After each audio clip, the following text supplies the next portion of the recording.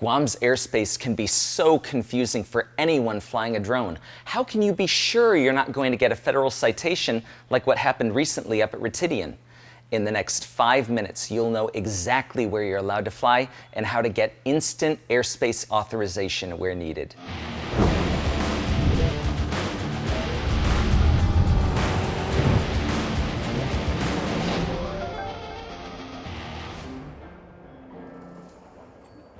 Guam's airspace can be a real headache. All these colors and zones can be really confusing.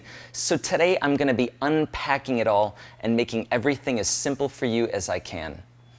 Probably the most useful app you can download is called Aloft. Once you sign up for a free account, you can see a very detailed map of Guam's airspace. I'll help you navigate through some of it right now. The first thing you'll notice is all these colors. But there's also a lot of just plain white. All you need to know in those white areas is that you don't need any authorization to go right up and fly. So Maritzo, Inarajan, Talafofo, most of Zotnya, even some parts of Dedido, just take off and have fun. Now let's look at some of these colors.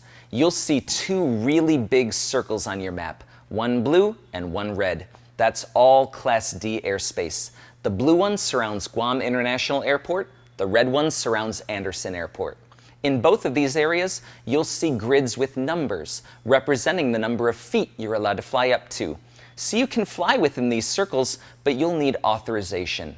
In the blue area, you can get an instant authorization called a Lance right on your phone. So let's say that you want to fly right here at Ipoh Beach. Getting a Lance is really easy. All you have to do is open up Aloft, tap on Maps, then tap the part of the map where you'll be flying. For us, it's right here. Now you see that we're in a 400 grid zone. That means that we're allowed to fly up to 400 feet. So we'll press Get Authorization and put our information in. 400 feet is how high I want to go.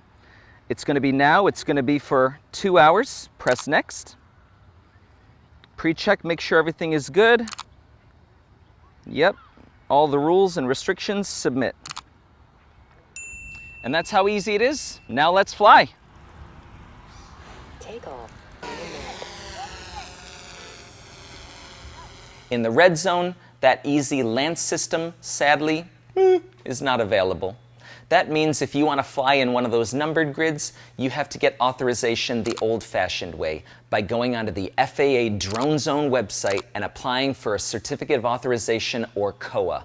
Now, COAs could take anywhere from days or even months for the FAA to get back to you, and they're not nearly as easy to get as a Lance. So unless you really need to fly in that area, we recommend not bothering. And in the case the FAA does grant you authorization to fly, it still doesn't mean you can fly into the base itself, so be extremely vigilant. All over Guam, you'll see oddly shaped red zones. These are restricted zones. You're not allowed to fly here.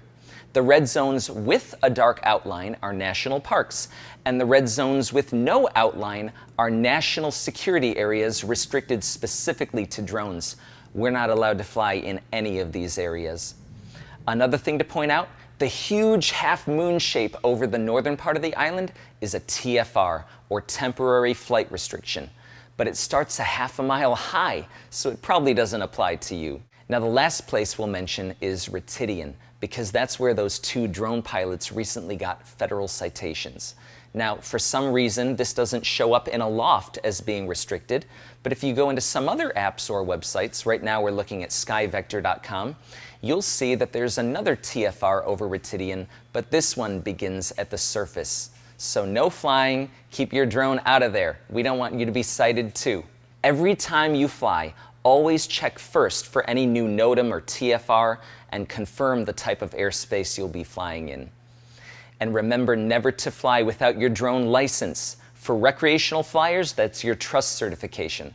For commercial drone pilots, that's your Part 107. Last word, don't be disappointed when you see all the red zones and places you can't fly. On Guam, there are tons of beautiful places to fly where it's easy to get authorization or where you don't need any authorization at all. And as always, Guam, have fun and fly safe.